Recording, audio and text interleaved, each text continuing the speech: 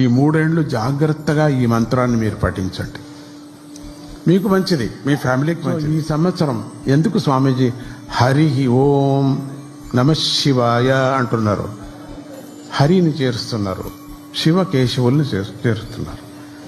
ఈ సంవత్సరం చాలా భయంకరమైనటువంటి కొన్ని ఏదేదో జరగవచ్చు, నేను భవిష్యం చెప్పను. ఇంకా మనకు ఈ 1 సంవత్సరం 2-3 ఏళ్లలో మనకు చాలా కొంచెం ఘోరంగా ఉంటుంది.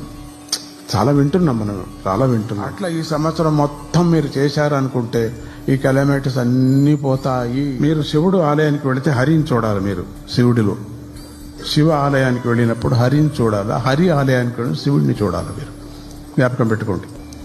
అక్కడ శివస్మరణ చేయాలి. హరి ఆలయంలో వెంకటరమణ స్వామి దగ్గరికి వెళితేనే నమశివాయ అని మనసులో అనుకొని వెంకటరమణ స్వామిని దర్శనం చేయండి. భేదమే చూడకూడదు మీరు.